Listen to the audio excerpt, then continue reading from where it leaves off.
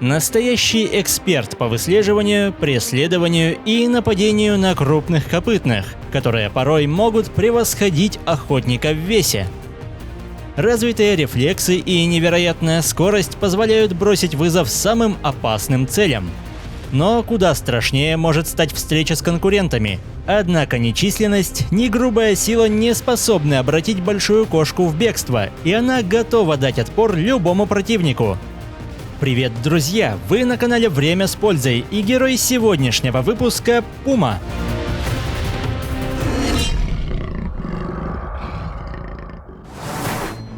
Пума по праву является выдающимся хищником, в котором сочетаются незаметность, солидные размеры и вес, мощное мускулистое тело и острейшие когти. Поэтому у застигнутой врасплох добычи не так много шансов уйти.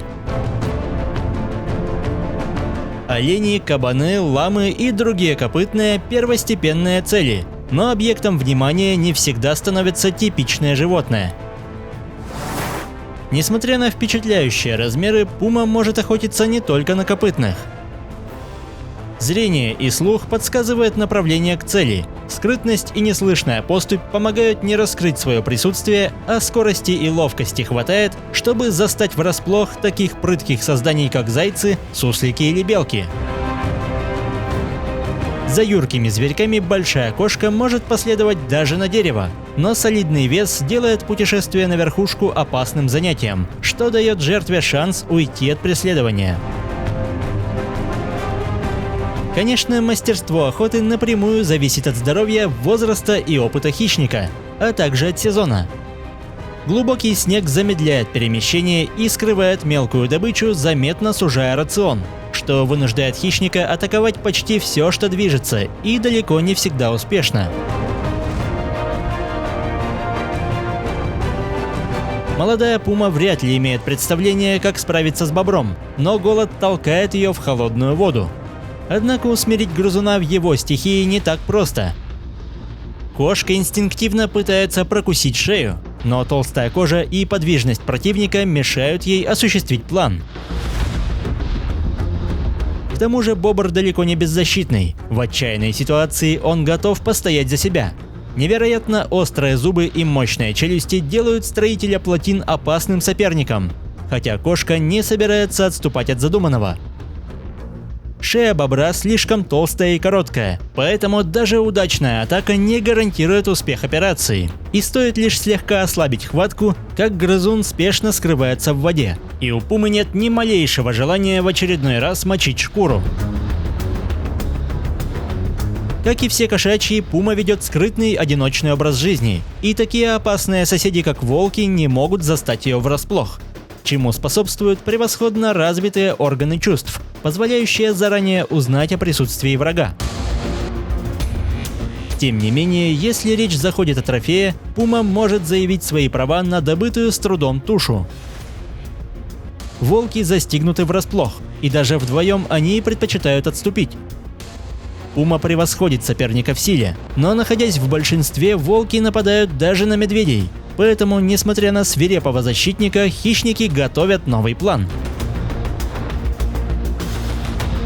В отличие от медведя, пума может догнать неприятеля, но, как и у всех кошек, ее запас выносливости строго ограничен, и волки используют свою настойчивость, зная, что рано или поздно численное превосходство сделает свое дело.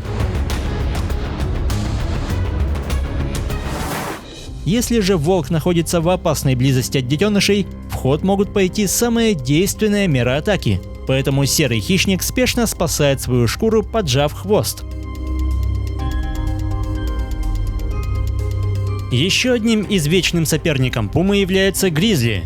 Это крупный, сильный и очень умный хищник, который может конкурировать с большой кошкой за территорию и добычу.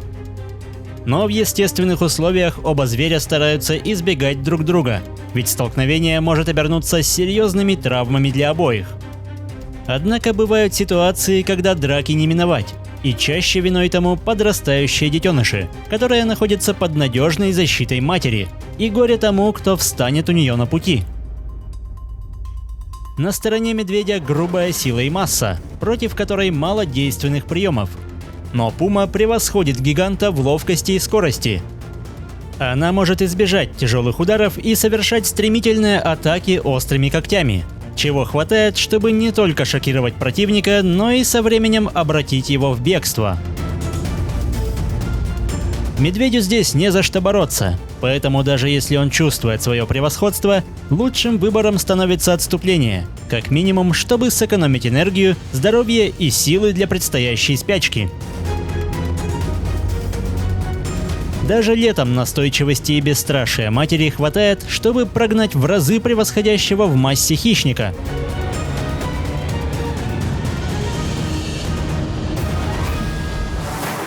Черный медведь уступает в размерах и свирепости бурому собрату, но он также силен, опасен и непредсказуем. Тем не менее, пума-мать готова бросить все свои силы, чтобы прогнать соседа со своей территории. Острые когти очень болезненны для чувствительного носа, но медведь не переходит в атаку, чтобы не усложнять свое положение. Вместо этого он не спеша находит путь к отступлению, после чего быстро покидает опасную зону. Хотя кошка все еще преследует противника, давая понять, что ему стоит увеличить дистанцию. Соседство с американским барсуком также не устраивает мать, но даже серьезная атака теряет эффективность против столь толстокожего создания, шкура которого не только прочна, но и подвижна, что заметно усложняет удушающий прием пумы. Поэтому после серии неудачных попыток она теряет интерес к барсуку, считая, что миссия по предупреждению выполнена сполна. Бобр также воспринимается как угроза, однако даже на земле неповоротливый зверь не дает себя в обиду. Скорее всего, эта мать впервые столкнулась с большим грызуном, который вместо побега выбирает контратаку, что совершенно сбивает кошку с толку.